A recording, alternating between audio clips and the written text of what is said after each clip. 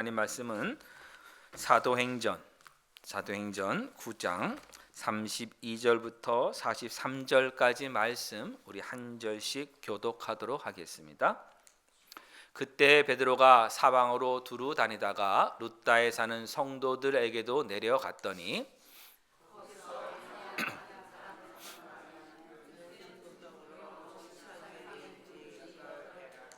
베드로가 이르되 애니야야 예수 그리스도께서 너를 낫게 하시니 일어나 내 자리를 정돈하라 한데 곧 일어나니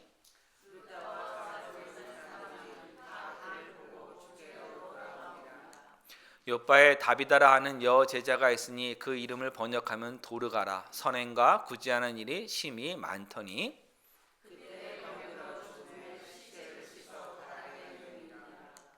룻다가 요바에서 가까운지라 제자들이 베드로가 거기 있음을 듣고 두 사람을 보내어 지체 말고 와달라고 간청하여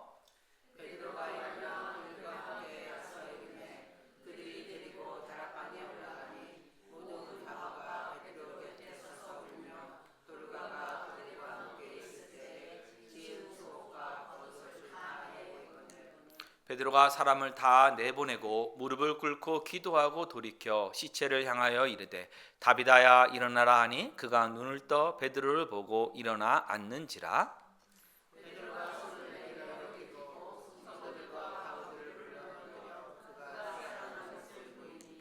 온 요파 사람이 알고 많은 사람이 주를 믿더라.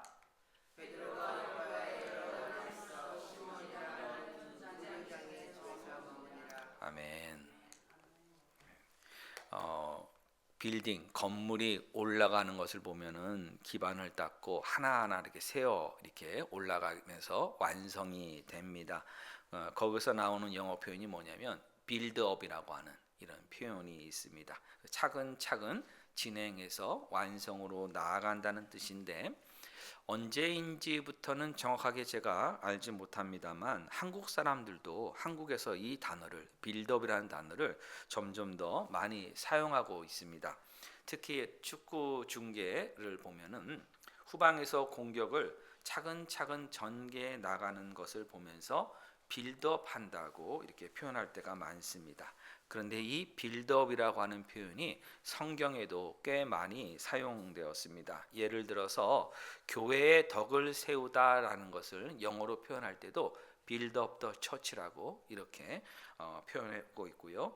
우리 지난주일에 살펴본 말씀이 사도행전 9장 31절입니다. 그래서 교회가 든든히 서간다라고 할 때도 영어 성경 ESV에서는 the church was being built up이라고 이렇게 번역되어 있습니다. 이것을 통해서 우리가 알 수 있는 것은 뭐냐면 교회가 스스로 든든히 성장해 가는 것이 아니라 하나님께서 교회를 든든하게 계속 세우시고 계신 겁니다. 그래서 교회는 하나님이 세우시는 것이지 교회 자체 사람이 세우는 것이 아니다는 것을 우리는 다시 한번 기억해야 됩니다. 근데 교회가 세워진다는 말은 다른 말로 하면은 교회 성도들이 세워진다는 겁니다. 왜 그런가 하면 교회는 하나님으로부터 부름받은 성도들의 모임이 바로 교회이기 때문입니다. 그래서 하나님은 교회와 그 교회의 성도들을 계속 든든히 빌드업하고 계신 겁니다.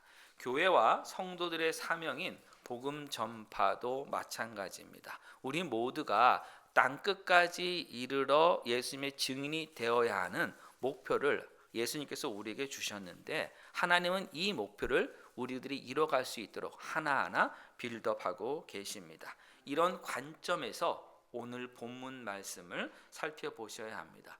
만약에 이런 관점 없이 오늘 성경 본문 말씀을 보면은 단순한 해석밖에 나오지 않아요. 그게 뭐냐면 베드로가 두 지역에서 엄청난 기적을 행했다. 그래서 그 기적을 그 지역의 사람들이 보고 예수님을 믿게 되었다. 정말 베드로는 대단한 사람이다. 이렇게 훌륭한 사람이니 하나님이 크게 쓰셨다라는 결론밖에는 나오지 않기 때문입니다. 여러분 꼭 기억하세요. 성경을 읽으시면서 성경은 하나님의 뜻은 절대 사람을 위대하다고 이야기하지 않습니다. 성경을 읽으면서 사람의 위대함을 발견하는 것이 아니라 하나님의 위대하심을 우리는 늘 발견해야 합니다. 복음이 예루살렘과 온 유대와 사마리아를 넘어서서 이방인에게까지 전파되는 그 빌드업을 하나님께서 계속 하고 계시고, 그 과정 가운데, 빌드업 과정 가운데 베드로가 사용되고 있을 뿐입니다. 이 과정을 통해서 베드로 자신도 성장합니다.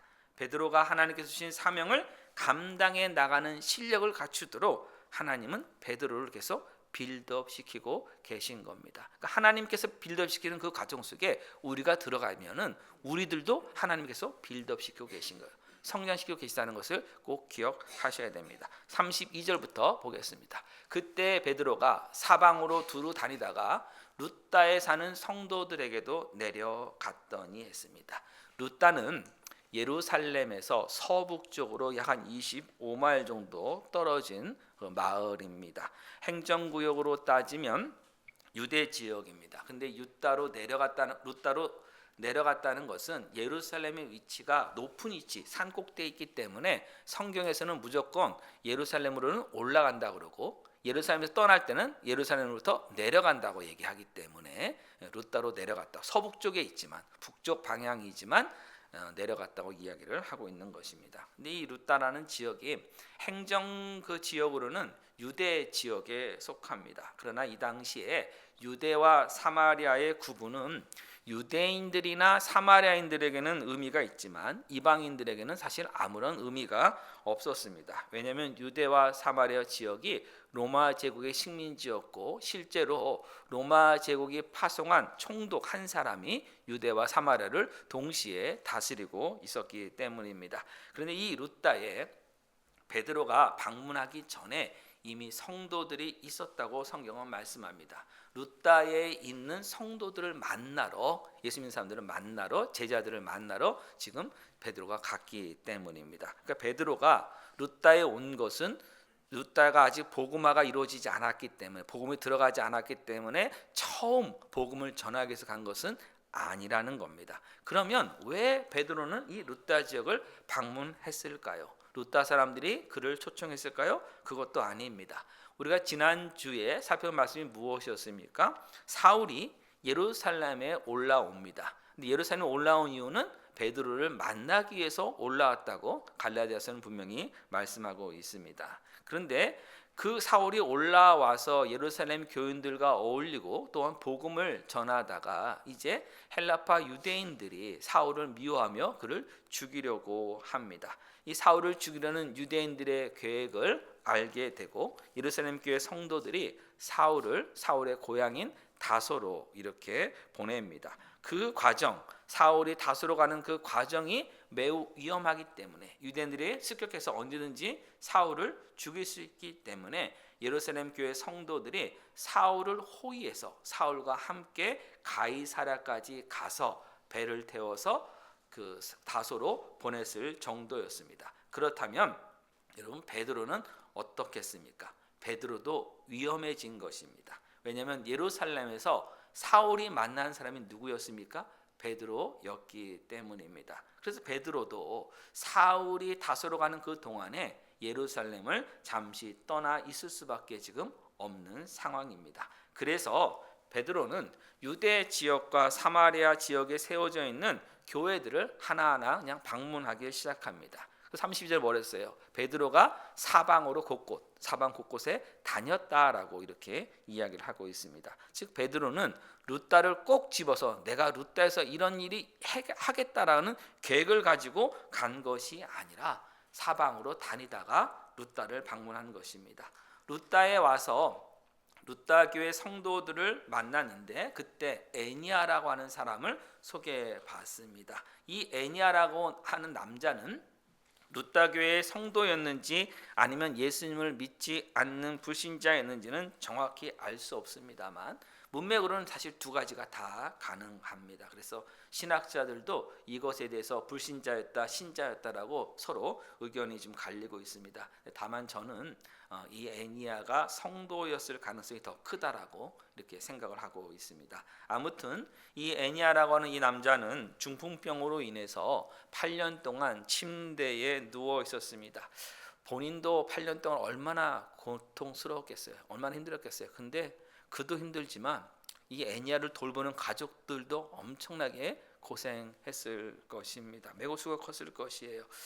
제가 미국에 와서 만났던 성도분 중 하나가 뭐라고 얘기했냐면, 예전에 한국의 어떤 드라마를 보거나 어떤 영화를 보거나 사람들 얘기를 들으면은 중풍병자가 있을 때 또는 이렇게 치매 환자가 있을 때, 특히 이제 치매 환자가 있을 때 사람들이 밖에서 문을 이렇게 잠그는 경우가 있다라고 이야기를 합니다. 그거 보면서 어떻게 저렇게 비인격적으로 대할까, 어떻게 부모님을 또는 가족을 저렇게 할까라고 사람들은 이야기하지만, 진짜 치매 환자와 함께 산다면 그것을 보면서 이해된다는 거예요. 갑자기 사라지면은 모든 일을 할 수가 없기 때문에, 더 위험하기 때문에 그렇게라도 한국 사회에서는 보호할 수밖에 없다는 이야기를 들으면서, 정말 이렇게 큰 질병 갖고 있는 분들의 가족들의 그 수고는 정말 말할 수 없을 정도로 크구나라는 것을 알게 되었습니다. 근데 이 8년이라고 하는 시간을 굳이 이렇게 성경이 이야기하고 있는 것은 그렇게 오랫동안 고생했다고 하는 것을 알려주는 목적도 있지만 또 다른 뜻이 있다고 생각합니다. 그건 뭐냐면, 애니야가 중풍병으로 쓰러져서 침대에 누워만 있기 전에 복음을 들었을 가능성이 매우 낮다는 것을 우리에게 알려주기 위해서입니다. 오순절 성령 강림으로 인해서 교회가 세워진 후에 지금 루다의 베드로가 오기까지 그 시간이 아직 채 8년이 지나지 않았을 가능성이 매우 크기 때문입니다. 그래서 애니야가 중풍병으로 침상에 누운 후에야 아마도 복음을 그는 들었을 것입니다. 애니야 본인 스스로 복음을 듣기 위해서 찾아간 것이 아니라 누군가가 그에게 찾아와서 지금 복음을 전해준 것이에요. 그것도 움직일 수 없는 그런 상황에 있는 그에게 말입니다. 애니야가 지금 베드로를 만나게 된 것도 누군가가 애니야에 대한 이야기를 베드로에게 했고, 베드로가 그 이야기를 듣고 애니야를 찾아왔기 때문입니다. 애니야는 한 발자국도 움직이지 않았습니다. 이 애니야가 베드로를 만나는 그 모든 과정을 우리는 정확히는 알 수 없지만, 한 가지 분명한 것은 누군가의 도움 없이는 애니야가 베드로를 만나지 못한다는 사실입니다. 애니야는 그냥 침상에 누워 있었을 뿐인데 예수님을 먼저 믿은 누군가가 그에게 찾아와 복음을 전했고, 성령님께서 애니야의 마음을 새롭게 하셨기 때문에 예수님을 믿게 되었습니다. 애니야가 지금 고침을 받게 된 것도 성령님께서 베드로의 마음을 움직이셨고, 베드로의 그 입을 통해서 예수님께서 너를 낫게 하신다고 하는 선언을 하게 하셨기 때문입니다. 애니야가 먼저 시작한 것 아무것도 없습니다. 그가 예수님 믿게 된 것도 그가 시작하지 않았고, 그가 고침받게 된 것도 그가 시작하지 않았습니다. 그는 중풍병으로 침대에 누워만 있었기 때문에 심지어 자기가 누웠던 그 자기 자리조차 정돈할 수 없었던 사람이 애니야였습니다. 베드로가 그에게 뭐라고 그랬습니까? 누워있던 그에게, 애니야야, 일어나서 너의 자리를 정돈하라는 거예요. 그 말은 결국 뭐냐면, 그가 중풍병에서 고침받았다는 것이 뭐냐면, 사람이 해야 될 가장 기본적인 일부터 하라는 거예요. 너는 지금 그것도 할 수 없는 처지에 있다는 것을 지금 보여주고 있는 겁니다. 사람이 대단한 일을 하지 못한다 하더라도 최소한 남에게 폐를 끼치는 일은 하지 말아야 되는데, 정말 사소한 일, 살아오면서의 기본적인 일조차도 할 수 없던 사람이 바로 이 애니야였습니다. 이 애니야가 예수를 믿게 되고, 이 애니야가 고침을 받게 된 것은 그래서 전적인 하나님의 은혜입니다. 다른 것이 그를 고친 게 아니에요. 하나님의 은혜가 그를 고쳐주신 겁니다. 우리의 구원도 마찬가지입니다. 우리는 영적인 중풍병자였습니다.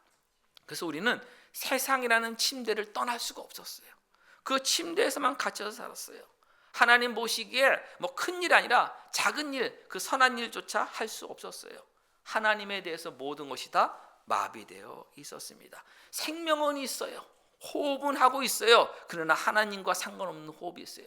육신의 그냥 한계 속에 있는 것이었어요. 세상 속에서만 살아갈 뿐이었어요. 하나님 알 수 없었어요. 그러다가 세상이라는 침상 속에 의해서 있다가 그냥 죽을 수밖에 없었던 것이 저와 여러분이었습니다.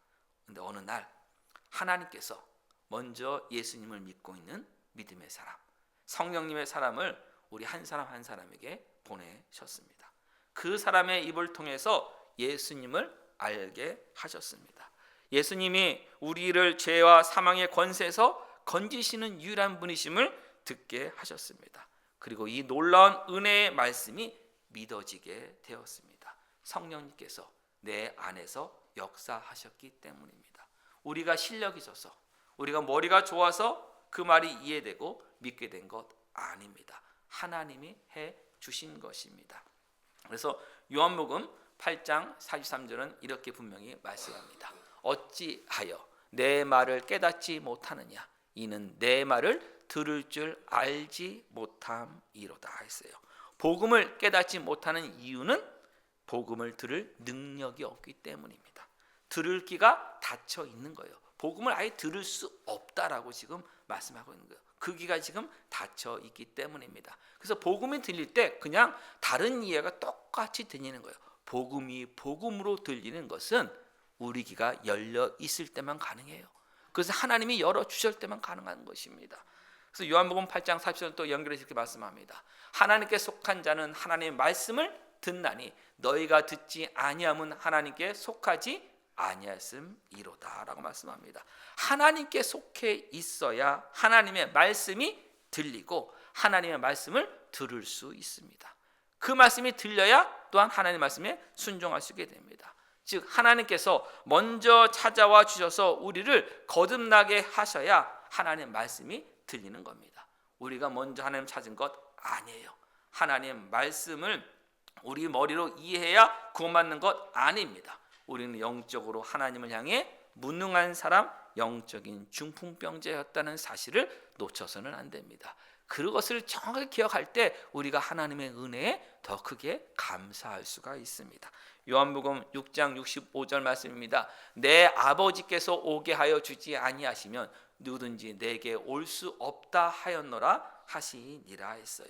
예수님을 통하지 않고는 우리는 하나님 앞에 예수님께로 우리 가는 것은 아버지 하나님께서 가라고 해 주셔야만, 인도해 주셔야만 가능하다는 얘기입니다. 그러면 왜 우리가 예수님에게 가야 합니까? 예수께서 이르시되 내가 곧 길이요 진리요 생명이니 나로 말미암지 않고는 아버지께로 올 자가 없느니라라고 말씀하셨어요. 예수님을 통하지 않고는 우리는 아버지 하나님께로 갈 수 없기 때문입니다. 하나님 아버지께서 우리에게 예수님께로 가도록 해주지 않으시면 우리는 예수님께 갈 수가 없습니다. 예수님께로 가지 못하면 하나님 아버지께 우리가 갈 수 없어요. 무슨 얘기예요? 하나님 아버지께 우리가 직접 갈 수 없어요. 거룩하신 영광의 하나님께 우리는 직접 갈 수 없어요. 우리는 누구를 통해서만 갈 수 있어요? 예수 그리스도를 통해서, 예수 그리스도 안에서만 가는 거예요.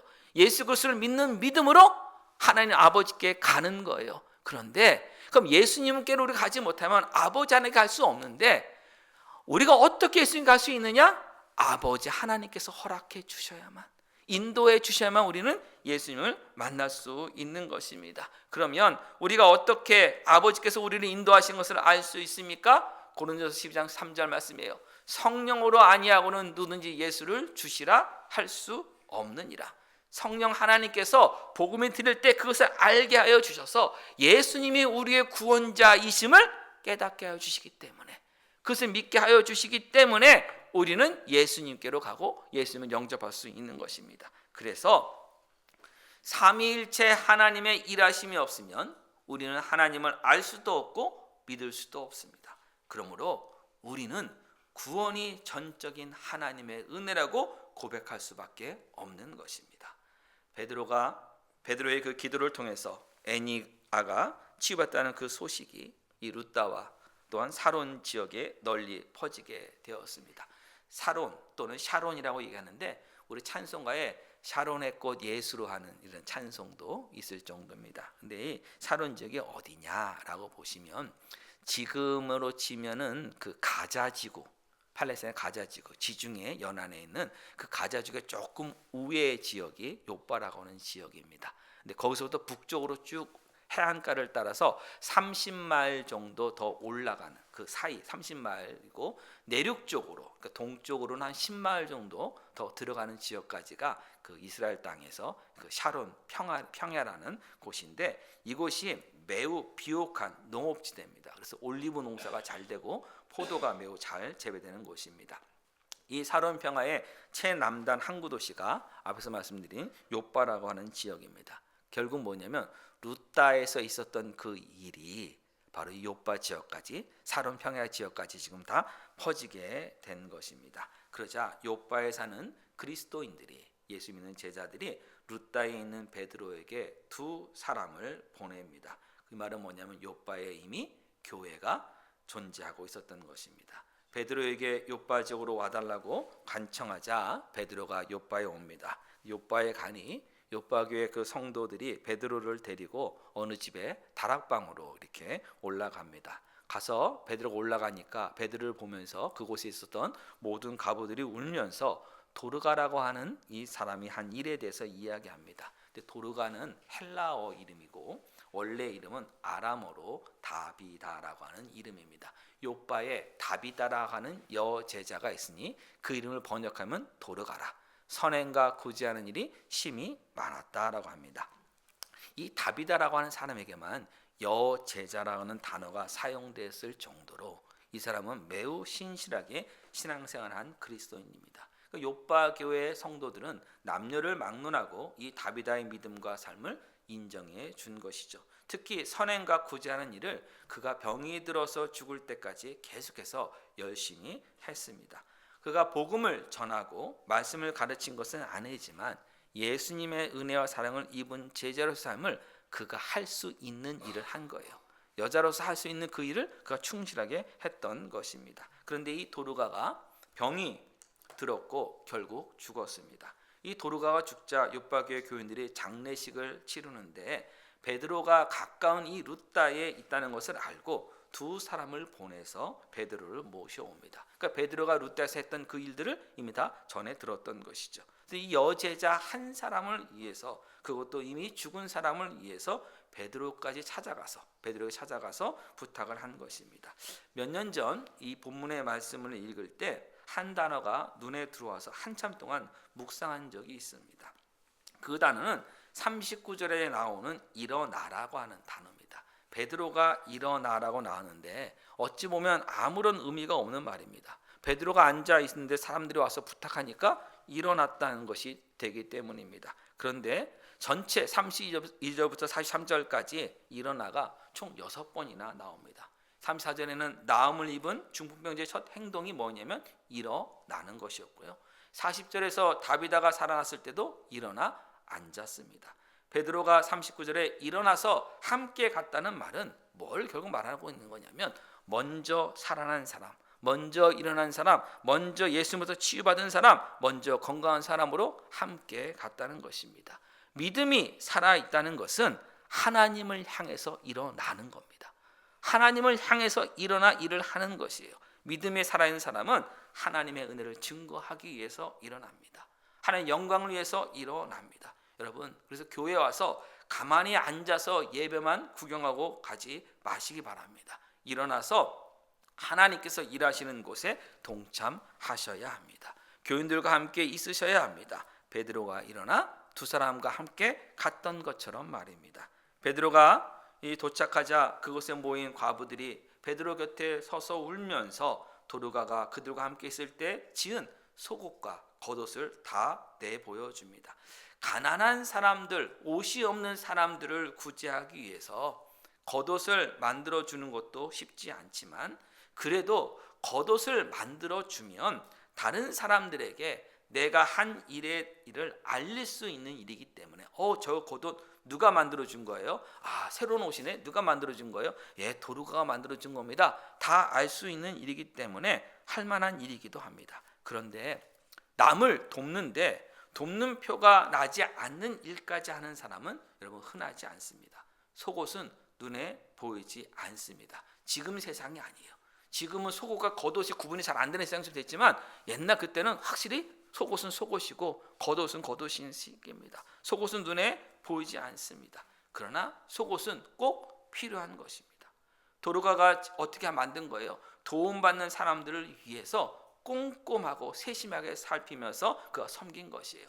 눈에 보이지 않는다 하더라도 내가 해준 것을 다른 사람이 알지 못한다 하더라도 해준 거예요. 왜 해준 거냐? 사람을 보고 한 것이 아니라 예수 그리스도 때문에 하기 때문에, 예수님 그리스도 앞에서 하기 때문에, 하나님 모든 것을 아시는 하나님 앞에서 살아가는 삶을 그가 지금 살아간 겁니다. 베드로가 사람을 다 내보냅니다. 그리고는 무릎을 꿇고 그가 기도합니다. 지금 이 다락방에는 죽은 도르가와 베드로 밖에는 없습니다. 아무도 지켜보는 사람이 지금 없어요.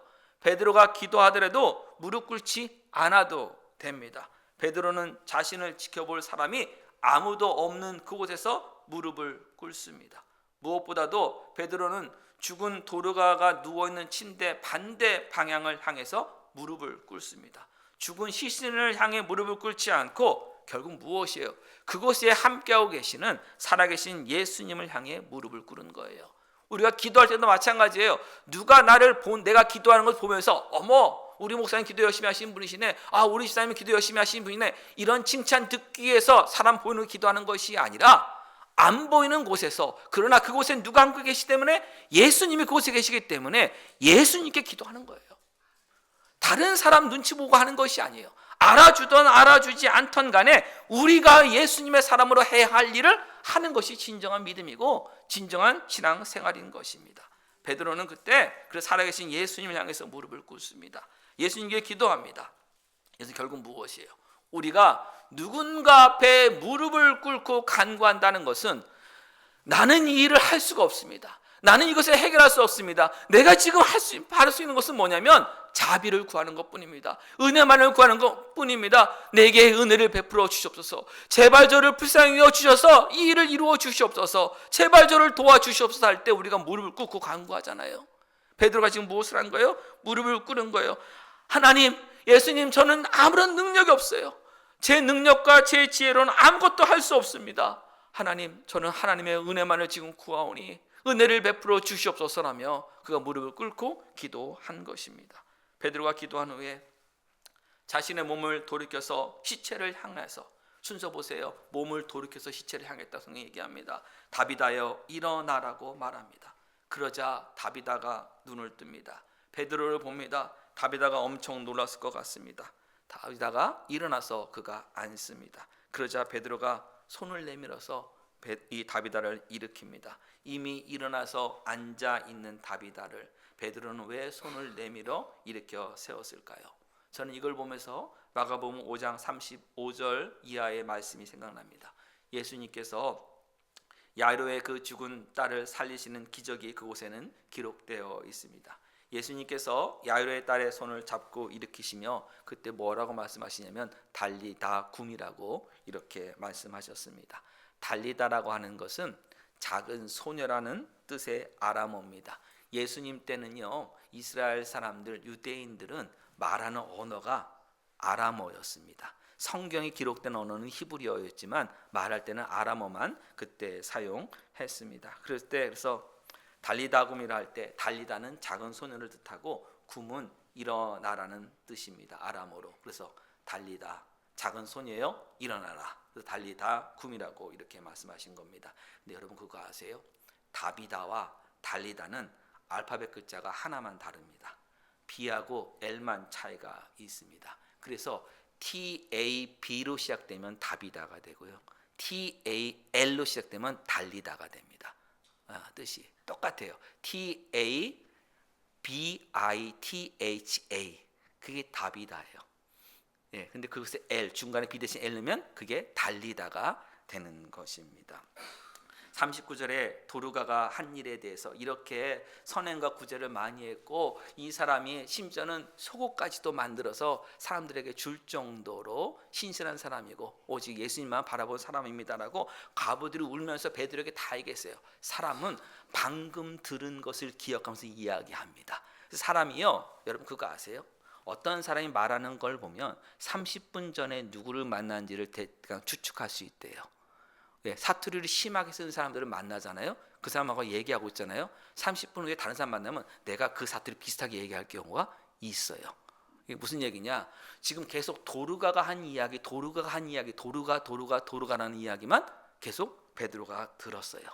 그리고 사람들 오케이 알았습니다. 다 나가십시오 했어요. 그러면 베드로가 그 죽은 시체를 보면서 뭐라고 해야 되면 도르가야 일어나라라고 해야죠. 계속 도르가만 들었는데 근데 베드로는 그렇게 하지 않고 그때 뭐라 그러냐면 다비다여 일어나라 했어요. 그러면 이게 아람어로 다 읽으면 뭐가 될까요? 다비다 굼이 되는 거예요. 달리다 굼에서 다비다 굼이 되는 거예요.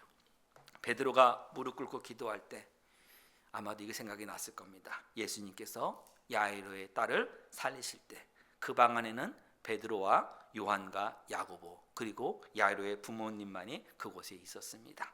그때 예수님께서 이 어린 소녀에게 작은 소녀여 일어나라고 손을 잡고 일으켰던 그것이 기억났고 그 일을 지금 수행한 것입니다. 예수님이 하신 일은 저와 여러분에게 이 성경 말씀으로 주어져 있습니다. 믿음이 무엇입니까?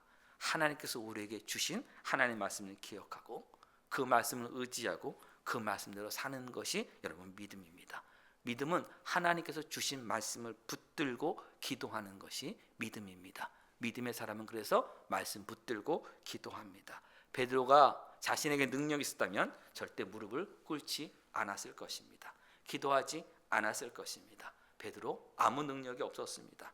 베드로는 예수님께서 예수님의 그 부활의 능력, 생명의 능력을 사용하실 때 자신을 내어 주었을 뿐입니다. 예수님의 능력이 다비다를 살린 것입니다.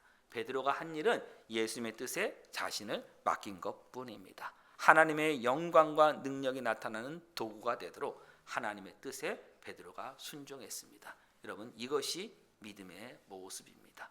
저와 여러분도 마찬가지입니다. 말씀 붙들고 선포하고 말씀 붙들고 기도하시기 바랍니다. 분명히 하나님이 그 말씀대로 이루실 것입니다. 죽은 사람이 살아나는 것은 큰 기적입니다. 그러나 이 기적은 생명을 주시는 분이 예수님이심을 확인시켜 줍니다. 다비다가 살려달라고 요청하지 않았습니다. 왜요? 시체는 말을 할 수가 없기 때문입니다. 요파 성도들이 어떻게 다른 것도 하지를 못했어요. 그들이 할 수 있는 것은 다비다의 시체를 씻어서 올려놓은 것밖에 하지 못했어요. 네, 여러분 시체는 아무리 꾸며놓아도 죽음이 지배하고 있는 시체일 뿐입니다. 그러나 죽음을 이기신 예수님의 능력이 그곳에 나타날 때 죽음은 힘을 쓰지 못하고 사라진다는 것을 오늘 말씀은 우리에게 확인시켜 줍니다. 어둠이 사라지기 위해서는 빛이 와야 하는 것처럼 이 방에 어두웠습니다. 그러나 여러분 전깃불을 스위치를 올리는 순간 이곳은 어둠은 사라지고 환해지는 것처럼 사망이 사라지기 위해서는 생명이 주어져야 합니다. 예수님은 생명의 주인이십니다. 예수님은 부활의 주님이십니다. 요한복음 11장 25절은 이렇게 말씀합니다. 예수께서 이르시되 나는 부활이요 생명이니 나를 믿는 자는 죽어도 살겠고 무릇 살아서 나를 믿는 자는 영원히 죽지 아니하리니 이것을 내가 믿느냐. 이 질문을 지금 예수님이 저에 그대로 하고 있는 거예요. 너는 지금 이것을 믿고 있느냐? 예수님이 부활이요 생명이시면 너는 지금 믿고 있냐고 예수님 저에게 지금 말씀하고 계신 거예요. 이 말씀에 여러분 뭐라고 답하셔야 돼요? 아멘, 나는 믿습니다라고 이렇게 여러분 선포하셔야 되고 담대히 고백하셔야 됩니다. 다비다가 살아났다는 소식을 모든 욥바 사람들이 듣게 되었고 그중 많은 사람들이 예수님을 믿게 되었습니다. 이때 베드로는 그래서 욥바에 여러 날 더 머물게 됩니다. 근데 어디 머물렀느냐? 이때 시몬이라고 하는 무두장이 집에 머물렀습니다. 무두장이는 우리가 잘 쓰는 말이 아닙니다. 근데 무두장은 뭐냐면 피역 제품을 만드는 기술자를 뜻합니다. 짐승의 가죽은 짐승을 죽여서 얻습니다. 율법에 따르면 죽은 짐승의 사체는 부정합니다. 그래서 그 짐승의 사체를 만져서는 안 되는 것입니다. 그래서 유대인들은 전통적으로 어떻게 했냐면 무두장이를 매우 부정한 자로 여겼어요. 매일같이 짐승의 죽은 사체를 만진 사람으로 여겼기 때문입니다. 그래서 율법을 잘 지키는 유대인이라면 무두장이의 집에 머물러서는 안 됩니다. 왜냐하면 그 집은요 다 부정하니까, 모든 것이 부정한 천지니까 어울리지 않습니다. 그런데 베드로는 욥바에 있는 동안 이 무두장의 집에 계속 머물렀습니다. 왜 이런 일이 있었을까요? 베드로는 이미 시체가 있는 곳에 들어갔습니다. 다비다가 누워있던 그곳은 시체가 누워져 있는 곳이었습니다. 부정한 곳에 그가 들어갔던 것이에요. 그런데 그곳에 예수님의 이름이 선포되고 부활의 능력, 생명의 능력이 임하자 그곳은 기적의 장소, 가장 기쁨의 장소로 바뀌었다는 것을 그는 이미 경험했습니다. 이제 그가 아는 거예요. 무두장이라고 해서 부정한 것은 아니다는 것을 아는 겁니다. 예수님을 믿어서 하나님의 자녀가 되었는지가 가장 중요하다는 것을 베드로는 지금 확인하고 있습니다. 여러분, 거룩함은 외형에 있지 않습니다. 거룩함은 직업에 있지 않습니다. 거룩함은 하나님의 자녀가 되었느냐에 있는 거예요. 하나님의 자녀로 새롭게 태어났느냐가 이 거룩함의 기준이 되는 것이에요. 이것을 베드로가 배웁니다. 베드로가 성장한 것입니다. 이 모든 과정을 통해서 사도행전 10장으로 이제 이어집니다. 사도행전 10장에서 베드로는 어디로 가느냐? 가이사랴에 있는 로마 백부장, 완전히 그 이방인 고넬료의 집으로 가게 됩니다. 그곳에서 이방인에게도 복음이 전해지는 놀라운 역사, 성령님께서 함께 하신 그 역사를 그가 경험하게 됩니다. 성령님께서 그곳에서 놀랍게도 이 베드로가 하나님이 임하시는 그 역사를 보게 하여 주십니다. 그리고 이 사건은 사도행전 15장까지 이어집니다. 시간 제약으로 인해서 사도행전 15장 11절 말씀만 보겠습니다. 그러나 이때 우리는 뭐냐면 예루살렘 교회에 있는 모든 성도들은 그들이, 이방인들이 우리와 유대인들과 동일하게 주 예수의 은혜로 구원받는지를 믿노라 하니라. 베드로가 한 얘기예요. 먼저 아세요? 사도행전 15장은 어떤 말씀이냐면 바울과 바나바가 제1차 선교여행을 다녀옵니다. 다녀왔는데 예루살렘에 사는 유대에 사는 유대인들이 안디옥 교회에 가서 뭐라고 얘기를 하냐면 예수님을 믿으려면, 이방인들이 예수님을 믿으려면 먼저 할례를 받으라는 거예요. 먼저 유대인이 되고 나서, 유대교를 믿고 나서 그들이 예수 믿을 수 있지, 예수님을 어떻게 유대인이 안 되고도 믿을 수 있냐 하면서 먼저 할례부터 받으라는 거예요. 그래서 그거 가지고 예루살렘 교회에 바울과 바나바가 와서 어떻게 해야 되냐고 사도들에게 이렇게 물은 거예요. 그때 여러 가지 이야기들이 나온 겁니다. 그 안에 나오는데 그때 베드로가 딱 일어나서 이야기를 한 거예요. 뭐 얘기한 거예요? 우리는 이방인이든 유대인든 간에 예수님을 통해서만, 예수 그리스도의 은혜를 통해서만 구원받는 것이지, 우리가 유대인이기 때문에, 우리가 할례를 받았기 때문에 예수님으로부터 구원받는 거 아니다. 뭐든 그냥 예수님의 은혜 때문에 구원받는 것이다를 선포하게 됩니다. 어떻게 이렇게 선포할 수 있어요? 그가 가이사랴에서 고넬료 집에서 그걸 확인했기 때문에, 성령님이 할례 받지도 않은 고넬료에게 임하셨던 그것을 그가 눈으로 봤기 때문에 이 이야기를 할 수 있는 거예요. 근데 그가 어떻게 가이사랴까지 갔냐 이거예요. 어떻게? 목적 가지고 간 거 아니었거든요. 사울이 예루살렘에 왔다가 유대인들이 그를 죽이려고 해서 15일 만에 사울은 다소로 가야 했고, 사울이 예루살렘에 만난 베드로도 결국 유대와 사마리아 지역 곳곳을 계획 없이 돌아다니며 그곳에 있는 교회들을 그냥 방문해야 했습니다. 그러다가 루다에 왔고, 루다에서 애니아를 치유하는 일이 일어납니다. 근데 그 소식이요 사론까지 퍼져가게 됩니다. 사론의 끝인 욥바에 그래서 초대를 받고 그가 가게 됩니다. 욥바에서 죽음과 부정함은 예수 그리스도의 부활과 생명의 거룩함으로 무너진 일을 그가 경험하게 됩니다. 그 이후에 그는 무두장이 집에 머물게 됩니다. 그리고 사론의 북쪽 끝인 가이사랴로 그가 가게 됩니다. 가려고 했어요? 아니요. 성령님께서 그 꿈속에서 고넬료에게 지금 오게 한 거예요. 가서 초대를 하라고. 그래서 결국 이도 가게 됩니다. 이방인도 예수 그리스도의 은혜와 복음으로 하나님의 자녀가 된다는 것을 그 가이사랴에서 고넬료의 집안을 통해서 그가 확인하게 됩니다. 하나님께서 베드로를 이리저리 옮기시면서 베드로의 사역을 넓히시고 베드로를 지금 성장시키신 겁니다. 베드로가 계획하고 움직인 것 하나도 없어요.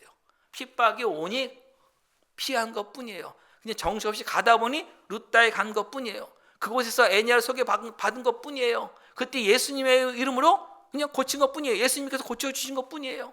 근데 그 소문이 퍼져서 사람들이 욥바로 오라고 그랬고, 욥바에서 또 그 일을 하게 되었고, 결국 가이사까지 가게 된 거예요. 모든 일이 베드로가 계획하고 있는 일이 하나도 없어요. 그러나 실제로 보면 뭐냐면 하나님께서 지금 베드로를 빌드업하고 계셨어요.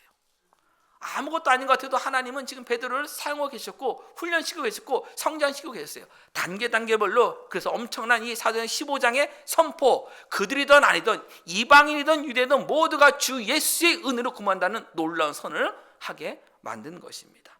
저와 여러분의 인생과 우리 교회도 하나님께서 빌드업하고 계시다는 사실을 우리는 믿어야 합니다. 우리가 해야 할 일은 다른 사람에게 보이지 않는 일이라 하더라도 하나님께서 나를 지금 빌드업하고 계시다는 것을 아는 믿음의 사람답게 신실하게 그 일을 하는 거예요. 예수님 앞에서 하는 거예요. 예, 다른 것 보고 하는 거 아니에요. 아무도 나를 보지 않더라도 무릎 꿇고 기도하는 것이고요. 아무도 나를 알아주지 않는다 그래도, 내가 선행하고 구제하는 거 아무도 모른다 하더라도 그냥 조용히 그걸 지켜보고 계시는 예수님 보고 하는 거예요. 예, 사람 보지 마세요. 알아주지 않는다고 서운해하지 마세요. 하나님 우리 지금 빌드업하고 계십니다. 우리들의 삶 속에 당장은 이해하지 못하는 일이 일어난다 하더라도 베드로에게 일어나지 못했잖아요. 왜 갑자기 사울이 찾아와요? 15일밖에 있다가 갈 사람이 왜 찾아와요? 그 만나는 바람에 기도 지금 떠나서 지금 예루살렘 떠나서 계속 돌아다니만 했잖아요. 그런데 놀라운 일이 예비되어 있었어요. 단계별로 훈련시킨 그 일들이 예비되어 있었어요. 마찬가지예요. 우리 삶 속에 내가 이해할 수 없는 일, 지금은 전혀 이걸 이해 안 되는 일들이 일어나요. 근데 여러분 그때 실망하지 마세요. 그때 낙심하지 마세요. 그때 하나님 앞에서 하나님 왜 이렇습니까? 라고 여러분 원망만 하면서 그냥 부르지만 마세요. 그때 우리는 고백해야 돼요. 하나님은 그 순간에도 분명히 나를 하나님의 자녀답게 만드시는 빌드업을 하고 계시다. 그걸 우리는 꼭 여러분 믿으셔야 합니다. 그럴 때 우리는 하나님 앞에서의 삶을 신실하게 살아가는 하나님의 자녀가 될 수 있는 것입니다. 하나님 지금 저와 여러분을 지금도 빌드업 시키고 계시다는 사실을 여러분 꼭 믿음으로 고백하시며 한 주간의 삶을 살아가시길 주님의 이름으로 부탁드립니다. 기도하겠습니다.